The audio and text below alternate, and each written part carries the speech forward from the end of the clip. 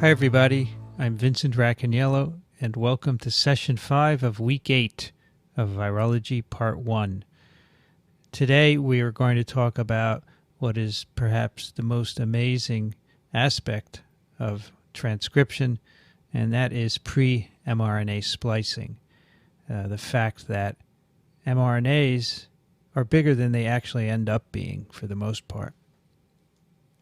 mRNA splicing was discovered in cells infected with adenovirus.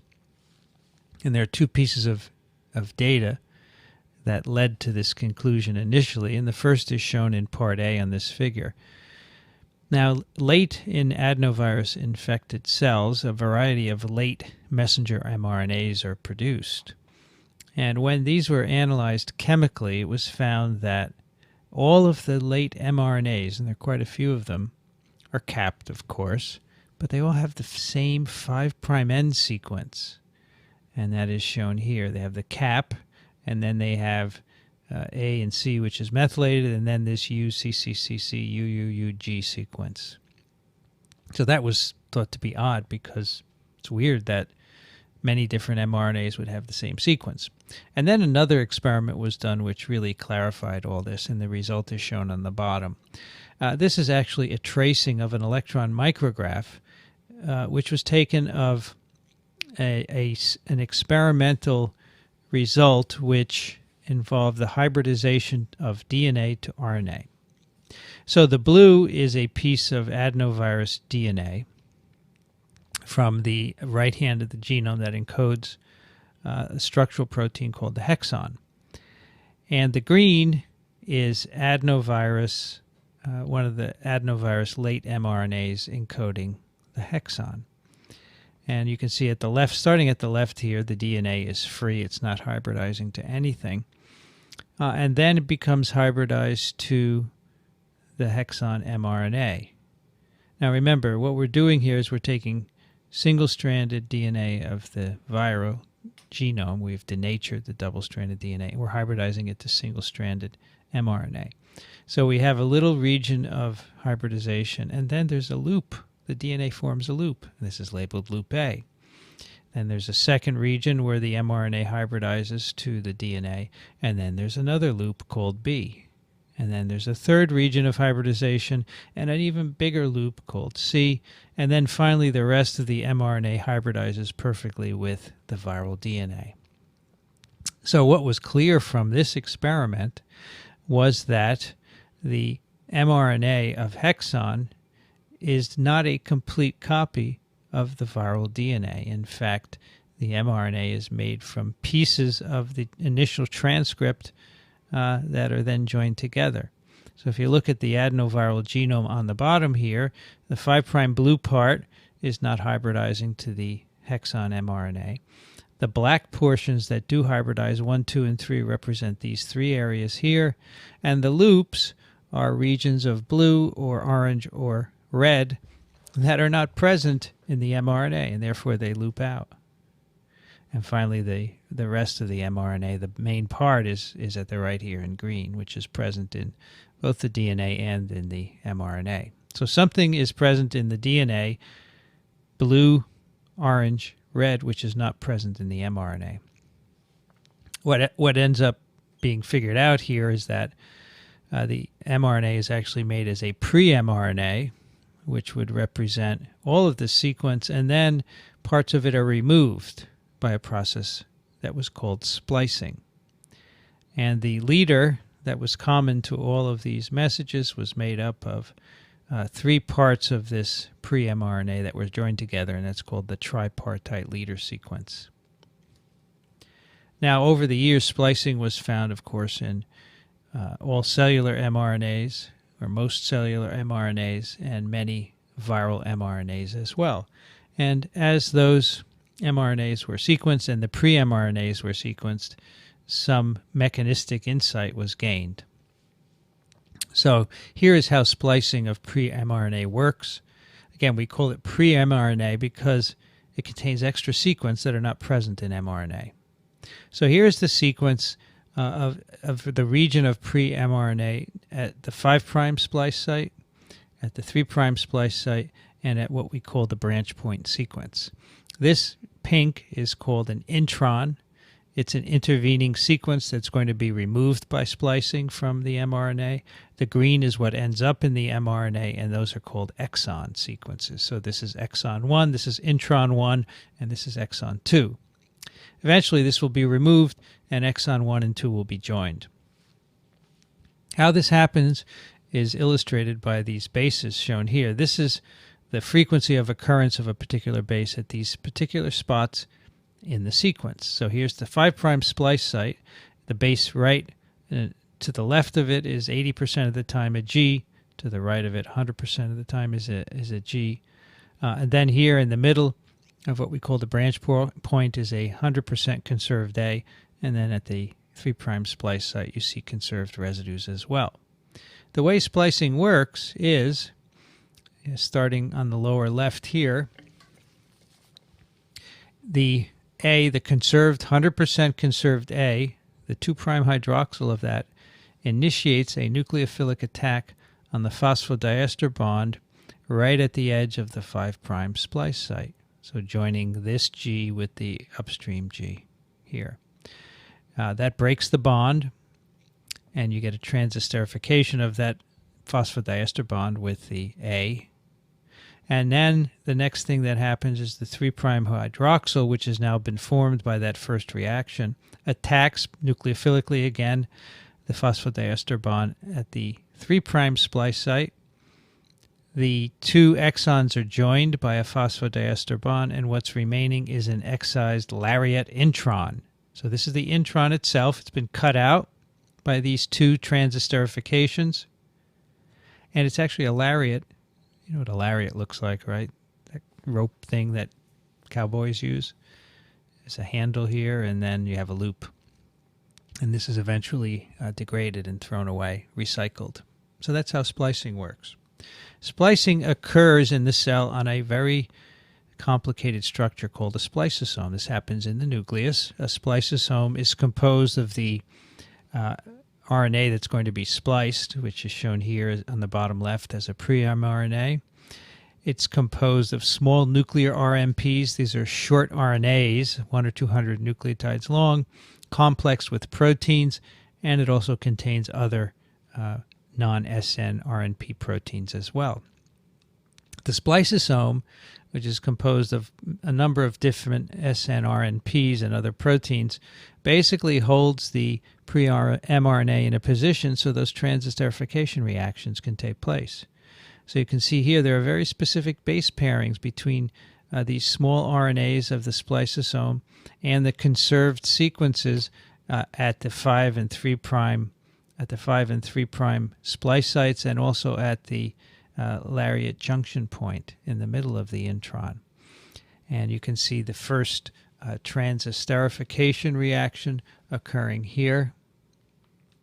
That A is attacking the 5' splice site, breaks the bond, then the 3' hydroxyl at the 5' splice site attacks the 3' splice site, the acceptor site, and then you get a mature mRNA.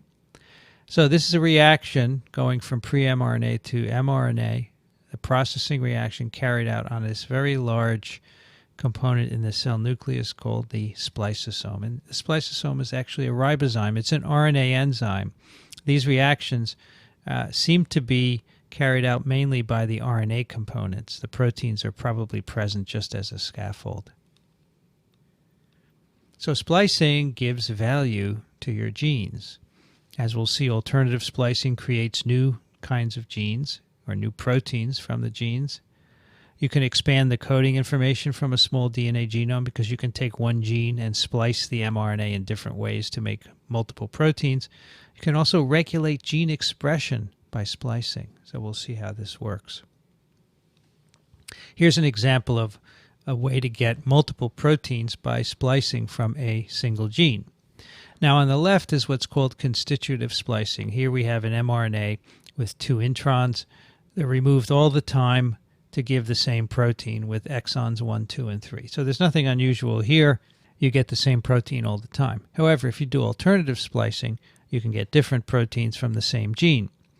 So here, if you skip exons, you can get two different proteins. So here on the left is our constitutively spliced mRNA that gives us one protein, but if you skip exon 2 and just splice from 1 to 3, now you get a different protein altogether. So that's called exon skipping. You can use alternative 5' splice sites if they're present. Here is one, here's a second, and the use of either of those in conjunction with the 3' splice sites gives you two different proteins here on the bottom. Or you can have alternative 3' splice sites. Two of them here working together with the 5' splice site can give two different proteins. So alternative splicing gives you value added because you can make more proteins from a single gene. Here's an example of how alternative polyadenylation and splicing together can be regulated and can lead to very cell type specific expression. This is the genome of bovine papillomavirus, which is a double-stranded circular DNA. It's shown here as a linear molecule for simplicity. Papillomaviruses, of course, cause warts. And what we're going to focus on are two mRNAs that are differ by splicing and polyadenylation. And here is one early mRNA, and on the bottom is a late mRNA, the L1 mRNA. And these two are produced by alternative splicing. The top mRNA is produced by the use of the same 5' donor with a 3' acceptor at 3225. But the late mRNA is produced by the same 5' donor with a 3' acceptor at 3605. In addition, we have different polyadenylation sites used. We have one for the early message, a polyadenylation site here at 4203, and for a late message, a polyadenylation site at 7175. Now, the late mRNA is specifically produced in a certain type of cell called a granular cell in a wart. So on the right, upper right here are two sections of a wart caused by bovine papillomavirus, which were hybridized to show where specific mRNAs are produced. Now here on the left, we are looking at the production of the 3225 early mRNA. And you can see that this is produced in multiple cell layers. On the right, we're looking specifically at the late L1 mRNA, which is produced by splicing at the 3605 position. And you can see that this late mRNA is only made in one cell layer, the granular cell layer. So somehow the cell is allowing production of this other mRNA by alternative splicing. Now, how does that work? So that's shown at the bottom. So splicing is regulated by the availability, of course, of splice sites, but also of binding sites between the splice sites for cellular proteins that regulate splicing. So here are the two splice sites that are used for either the early mRNA or the late mRNA, 3225 versus 3605. In the middle, in between the two splice sites, are sequences called splicing enhancers. And they are bound by cellular proteins that regulate splicing. So, for example, binding of proteins at these two, at the SE1 site, enhances splicing at 3225, whereas binding of proteins at the ESS1 site, and ESS1 stands for exonic splicing suppressor, inhibits splicing at this site. In the same way, binding at SE2 stimulates splicing here. Now, for the other splice site, there are regulators of it as well. So, for example, binding of protein at ESS2 inhibits the splicing at the 3605 site, whereas binding of YB1 at the SE4 site stimulates splicing here. So you can see that the right balance of stimulatory and inhibitory proteins will give you either splicing at 3225 or splicing at 3605. So somehow the right proteins are present in the granular cell layer to allow production only of the 3605 message. So you would guess that YB1 must be present here. The ESS2 is not inhibiting splicing here, and that splicing upstream must be repressed by interaction of proteins at the ESS1 site. So an example of how alternative splicing can occur in a cell type to produce a certain kind of protein that is needed by the virus in that cell. Now, in this case, we also have alternative polyadenylation, and how that's regulated is quite interesting. Here's an example at the bottom of how polyadenylation at this particular site, 7321, can be inhibited by a binding of SNRPs, SNRNPs, to a pseudo 5' splice site. So this is a sequence that looks like a 5' splice site, but there's no 3' acceptor, so it doesn't actually work to splice. Yet it attracts components of the spliceosome like the SNRNPs and some other proteins, and these actually inhibit poly-A polymerase, so they can inhibit polyadenylation at this position. During retrovirus infection of cells, splicing is also regulated in an interesting way. Now, retroviruses are RNA viruses that have that synthesize a DNA copy of their genome, which is then integrated into the host cell. And the cell then makes mRNAs for the virus by transcription. And one of the viral mRNAs produced is a pre-mRNA shown up here, which is unspliced. Its translation leads to the production of the GAG and the pol viral proteins. But the virus also needs to make a third protein called envelope, which is encoded down here, and to get at that coding region, the GAG and the pol regions have to be removed by splicing. So the unspliced mRNA gives you GAG and pol proteins. The spliced mRNA gives you the envelope protein.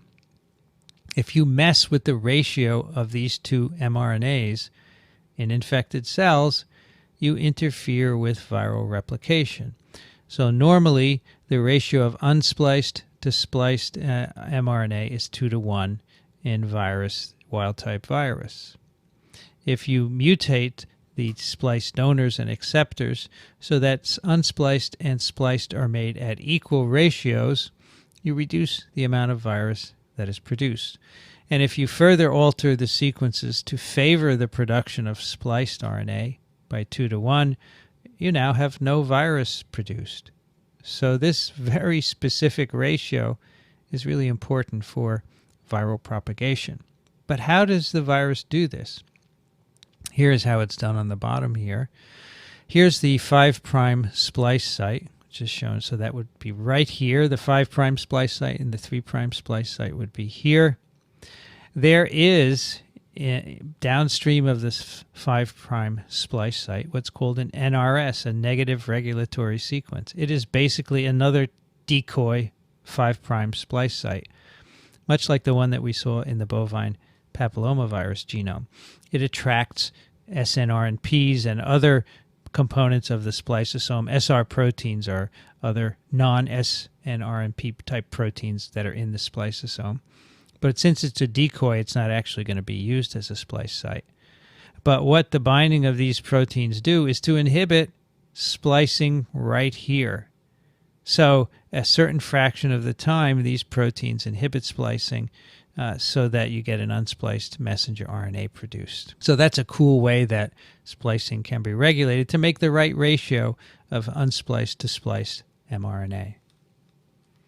Let's look at how the adenovirus regulates its splicing. The adenovirus genome, of course, is a double-stranded DNA shown at the top. It makes a variety of early and late mRNAs, and here is an example of the late RNA, the late pre-mRNA. It's a very, very long RNA that covers a good deal of the genome. It is eventually processed and alternatively spliced and polyadenylated to make at least 15 different mRNAs. And you can see there are polyadenylation sites L1, 2, 3, 4, and 5. The introns are shown in pink. So first of all, polyadenylation can occur at any of these sites, and then you can get alternative splicing to give you different kinds of mRNAs. And just a few of them are shown here on the bottom, 2 different L1 mRNAs, that is mRNAs polyadenylated at the L1 site, and 4 different L3 mRNAs, that is mRNAs polyadenylated at the L3 site. And these are, again, produced by alternative splicing, depending on the combinations of 5' and 3' splice sites or 3' alternative 3' splice sites that are used to give the different mRNAs.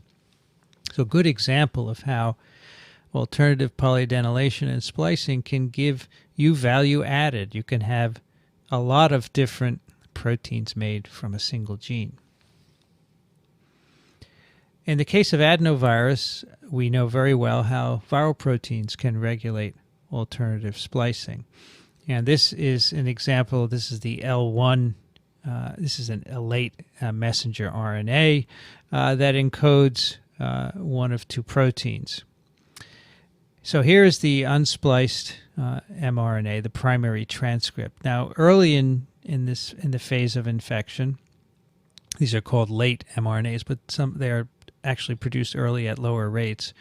Early, this primary transcript is spliced to produce an mRNA that encodes a 52 to 55 kilodalton protein. The early mRNA processing pattern is favored because a spliceosome protein shown here as SR can inhibit one of the 3' splice sites, favoring the use of the other to give the L1 mRNA. And this SR protein is active when it's phosphorylated. Late in infection, one of the viral proteins, E4 or 4, dephosphorylates the SR protein, so it can no longer work to inhibit splicing here. So that acts as a splicing acceptor, if you will, together with another viral protein that's needed for that to occur. And that gives you the fully spliced 3A mRNA. So an example of how a viral protein regulates splicing by modifying a cellular component of the spliceosome. An important concept to remember as we talk about splicing is that all of this happens in the nucleus, and then the spliced mRNAs have to get out of the nucleus into the cytoplasm in order for them to be translated. And that export occurs through the nuclear pore, and it occurs by an export machinery that recognizes the spliced mRNAs as marked for export. So let me explain what I mean by that. Here at the top we have a primary transcript. It's unspliced. It has an intron. It is then bound by a variety of spliceosome proteins, such as this one here, UAP56, and then subsequently other proteins come in, the splicing occurs, and then this mRNA that has been spliced is now marked for export because it has these spliceosome proteins bound to it. Those spliceosome proteins attract components of the nuclear export machinery, such as TAP and NXT1. So these are present to get things out of the nucleus. They recognize that this mRNA has to go out because it has this Ref-Ali protein bound to it as a remnant of splicing, and it can get out of the nucleus. The problem is that many viral mRNAs have to get out without being spliced. And one example is the HIV mRNAs, many of which have to be exported without being spliced. So how does that work? If you're not marked for export by being spliced, how does an unspliced message get out of the nucleus? Well, here's how it works for HIV. Here's a diagram of the HIV DNA genome integrated in the cell nucleus. Transcription by the host cell produces a long mRNA, which is subsequently spliced constitutively to produce a short mRNA encoding a single protein called REV. REV is then shipped back into the nucleus, where it binds the unspliced primary transcripts at the 3' end in a sequence called the REV responsive element, RRE. So REV binds that, and REV allows unspliced mRNAs to get out of the nucleus into the cytoplasm. So here, for example, is an unspliced version of one of the mRNAs getting out. So you no longer require splicing to mark these mRNAs for export. As long as they have Rev bound to them, they will be exported. So Rev marks these mRNAs for export even though they have not been spliced. It's really a brilliant way to get around the requirement of splicing for export. And many viruses have different solutions to this for getting out unspliced messages. Cellular pre-mRNAs, we said, get out of the nucleus by being marked for export by the splicing machinery. Simple retroviruses, in contrast to HIV, have another way to export unspliced messages. For HIV, which has a complex genome, the Rev response element marks unspliced mRNAs for export. Retroviruses with simple genomes don't have these proteins like Rev, and so they use a different strategy. And what they do is they have at the 3' end of their mRNA a CTE element, or constitutive transport element. So here we have an unspliced retroviral RNA. This wants to be exported without splicing. How does it do it? Well, the CTE binds the export component of the export machinery, like TAP and NXT1, which normally mark spliced mRNAs for export. They bind the CTE and allow unspliced retroviral mRNA to be exported from the nucleus. So here's a summary of some of the viral proteins we have talked about that regulate RNA processing reaction. We talked about the adenovirus E4 or 4 that induces dephosphorylation of the cellular SR protein to relieve the inhibition of pre-mRNA splicing. This basically regulates alternative splicing. And here are two others which we didn't talk about. Herpes simplex virus, ICP27, can also regulate RNA processing. And the Rev protein of HIV can mediate export of unspliced and incompletely spliced viral mRNAs.